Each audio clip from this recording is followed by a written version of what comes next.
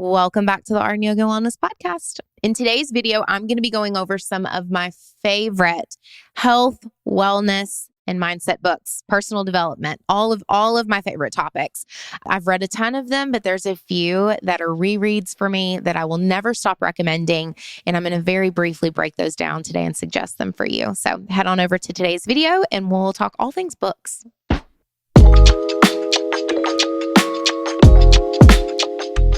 Welcome back to the Art and Yoga and Wellness Podcast. I'm your host, Kira Whitaker. So on last week's podcast episode, I went over some questions and answers that we had gotten. And I mentioned at the very end, just for the sake of time and making sure I don't ever turn my podcast into something too lengthy, that I had gotten questions about books. So favorite books, favorite podcasts, things like that. And that I just couldn't answer that because that would be like asking me my favorite song, and that maybe I would do another podcast. And I was kind of flippant about it. I was like, maybe we'll tackle that in a podcast. And I kept coming back to that topic all week long and going, oh my gosh, how would I ever narrow down my favorite books? How would I ever get that to dwindle down to the point where it would not just be ridiculously long? But I also was excited about that topic because reading is something I love so much. And so I decided to make that this episode because it was mentioned in the last one. And honestly, that just gave me a really good excuse to talk about books. So there's a lot of different directions, obviously, I could go with this because I read all kinds of books, all different genres. But because this is a health and wellness podcast and I have promised to help support you in and on your health and wellness journey, I figured I should stay on topic.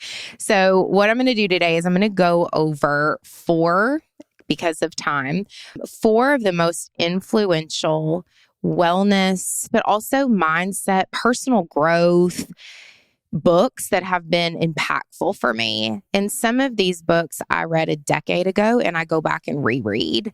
Now, let me say this also. I have read so many books in this area and in this genre. And that's not to say there haven't been impactful ones for me, but they were maybe necessary in a certain season. And if I reread them again, I don't know if I would get a lot of maybe impact from them. These books that I'm going to mention to you, I have read multiple times. And every time I go back and read them, I get something else out of them. So that's why I specifically mentioned these. These were also the ones that before I went and looked on all of my random bookshelves, I have books stashed in every cubby and area of our home. Before I started looking, these were the books that immediately came to mind for me and kept coming up. So that was another reason I wanted to do these. So before we dive into which books I picked as my top 4 for today's podcast, I lately have just really been yearning to go back to reading. And I think one reason for that is a lot of the podcasts that I've listened to for years, and they're great. I mean, I'm not here to bash a podcast, but a lot of times in the podcast world, people interview all the same people. And so it's a lot of reoccurring or recycled or repetitive information. And I get that. You know, if you've got a book coming out, you need to get on as many platforms as possible to promote that. The point to write a book or the point to have a podcast is so people hear it, so people hear your message and you know, are able to support that. So I totally get it. However, I'm just speaking as a consumer. I also hate short format. There's even if you get the cliff notes of a book, you're not going to get the full punch and impact that it can have on you by seeing, you know, a YouTube short or a TikTok. I'm not on TikTok, but I'm sure it's on there too. It's almost like for me, the nostalgia of CDs.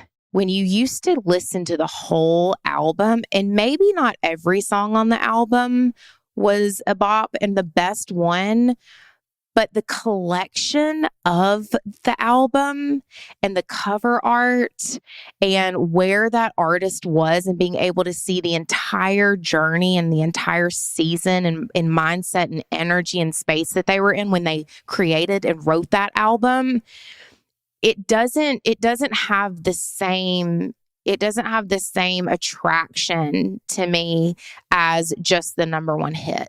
And for me, I think a lot of the shorter form things and clips kind of rob me of that that album nostalgia that I love so much. And so I just love a book.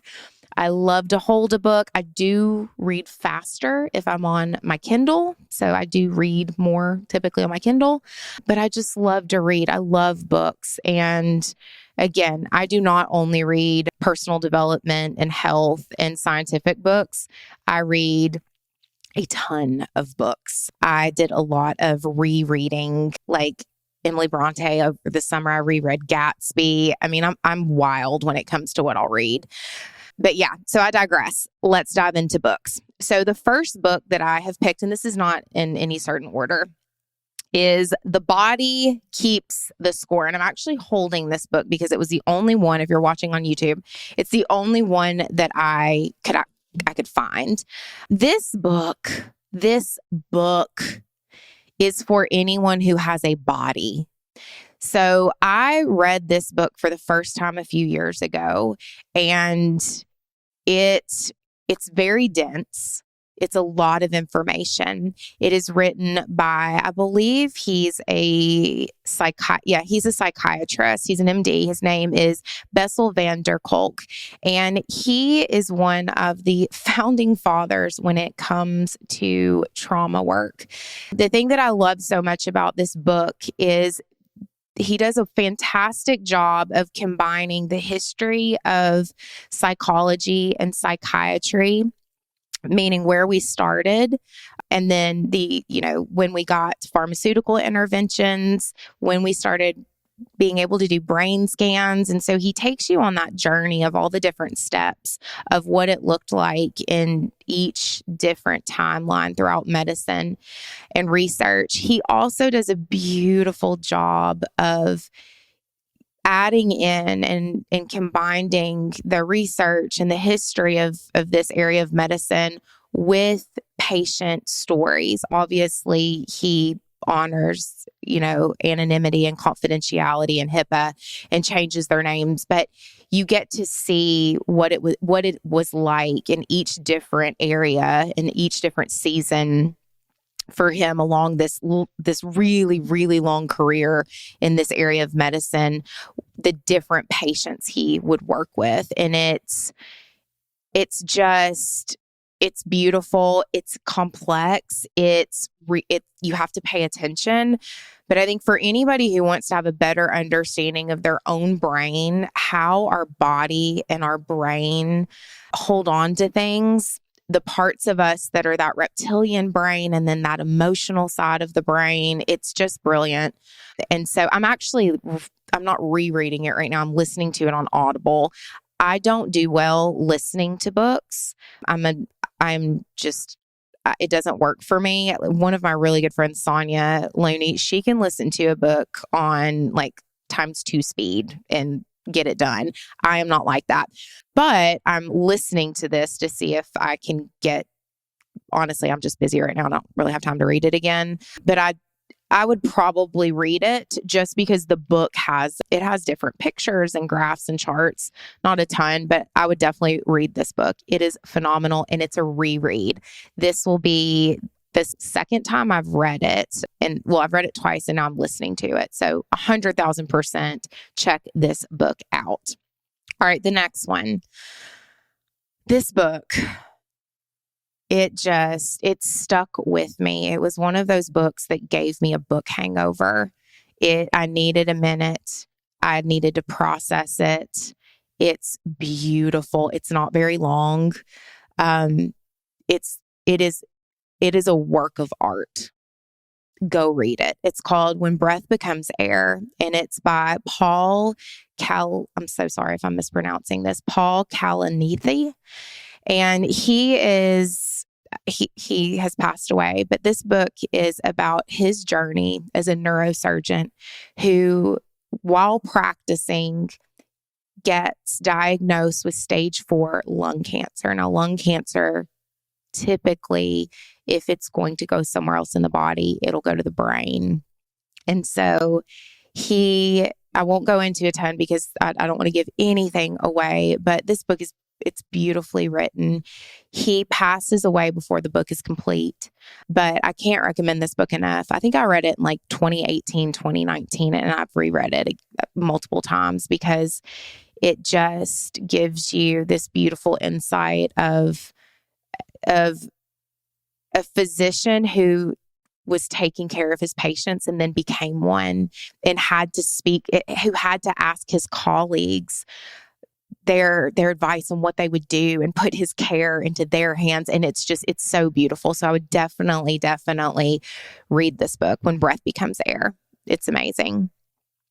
The next book, and this is one of my all-time favorites. I think that this book is so, so great. And it is The 4 Agreements by Don Miguel Ruiz. He is also a physician. It has been a long time since I've read this book, but when I first read it, I was reading it like every year, but I read it about 15 years ago. And the premise of this book is the 4 agreements. If you make these 4 agreements with yourself, it will radically change your life, your relationships, your outlook, your mindset. And I want to say, and I could be wrong because it's been a while since I read this, I want to say that he maybe had a heart attack, and during that near-death experience was downloaded with this information, I think. But again, read it because it's been a while since I've read it.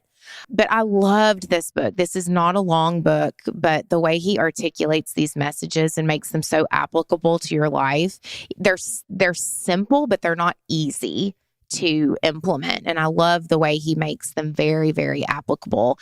And it's 4 agreements. It's don't make assumptions. It's always do your best. It's don't take anything personal. It's always be impeccable with your word. And he breaks those down. So that is one that just needs to be on your nightstand to reference back to, because it's one of those where each time you go back to it and you reference it, you'll get something that you didn't know that you needed this time. It'll speak to you in a different way every single time. And then the last book is Tools for Titan. Nope, it's not. Well, there's 2 books, but it's Tribe of Mentors by Tim Ferriss. And it's huge. I mean, this book is, I don't even know, thousands of pages. However, you don't have to read it start to finish. You can go through and pick through chapters. He also has another book, Tools for Titans. That book is phenomenal as well. I really love, and both of them I have, and I've reread multiple times, but I loved Tribe of Mentors because what he does in that book is he interviews the just top performers in all different areas and asks them incredible thought-provoking questions. And when I say top performers, I mean Olympic athlete trainers. I mean, billionaires, chefs, you name it, he's talking to them. But he asks them about their morning routines. He asks them the best purchases that they've made for $100 or less. Just things that I don't know if I was having dinner with these people, if I would know that I would think to ask them.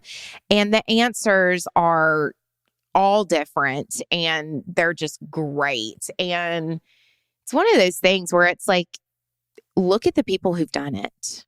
Look up. Don't look at the people behind you.